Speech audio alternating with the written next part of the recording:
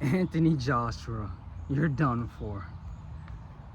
I was watching this Fight Hype interview with Eddie Hearn, and near the end, you're talking about Anthony Joshua, his next career options. They throw out Tyson Fury, which is a perfect fight. They both come off of losses, right? So that's perfect for them to match up. Deontay Wilder, that's also a good one, but I don't think Joshua ever wanted to fight Wilder. They throw out Usyk and Dubra, the loser of that fight. He doesn't deserve it, to be honest. And then Eddie's reaction like kind of tells it all, where he's like, no, none of those guys. It sounds like Joshua has one fight left, and they don't want him to go out on a loss. If you watch that Daniel Dubois fight, epic fight, he was stiff. Even when he was walking out to the face-off before they fight, he was kind of like wobbling. He just looked all stiff and constricted. I think that Joshua, not that he was protected his career, but how many hard challenges did he really have throughout his fighting career? Because with that Daniel Dubois fight, I'm not saying, oh, because he's lost he's falling off and all that. He didn't look like a good fighter. Even in the Wallen fight, when he fought that little dude, like that one was kind of given to him. He looked stiff. He fought the same that he did in the Daniel fight, all stiff, constricted, like little jabs. I don't think Joshua can fight at that top heavyweight level anymore.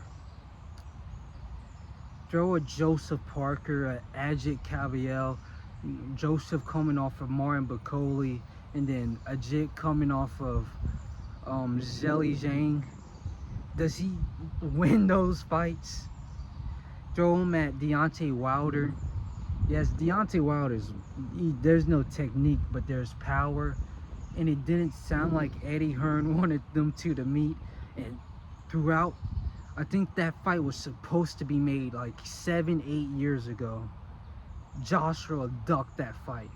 They had everything on the table. It was going to be in the UK, some huge arena with like 70-80,000 people. Joshua ducked that fight.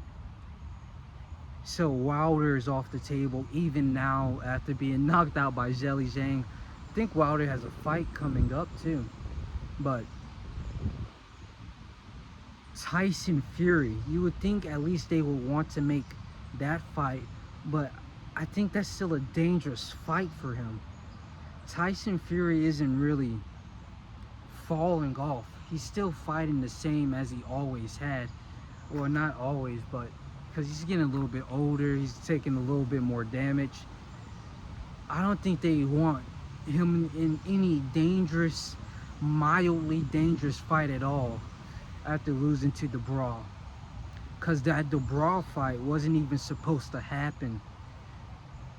He was supposed to fight Wilder after Zheli Zhang. I'm assuming so. Now they were going to do it, but Wilder gets knocked out, and now it's Daniel Dubois versus Joshua. He gets obliterated, knocked out. He looks terrible, can barely stay in the ring with Daniel Dubois. Not that Daniel Dubois is a untalented fighter. He's world champion material. He dropped Usyk, and he might hopefully drop Usyk again. I'm going for Daniel. But you would think they could pick up Wilder after his little hand-me-down fight, or a big fight in some magnitude. But I think they're going to give him a journeyman. And at that point, You probably should. Maybe yeah, to go out on a win, but you can do like Joseph Parker at least. Give us an exciting fight for your last one. But I understand they want to go out on a win, but it's just kind of sad to see Anthony Joshua, one of the biggest heavyweights, go out like that. He had so much potential with these matchups against Fury, Usyk. Well, he did go against Usyk, and we see how that went. Loses to Usyk, but against Fury and Wilder, you got to do at least one of those fights, just for the last one. But I guess it's a retirement fight. But Anthony Joshua, he's done for.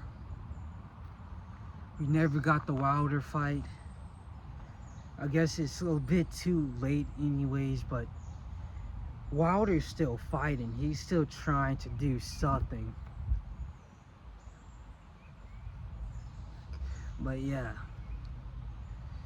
the retirement of Anthony Joshua. Going out on a journey, man.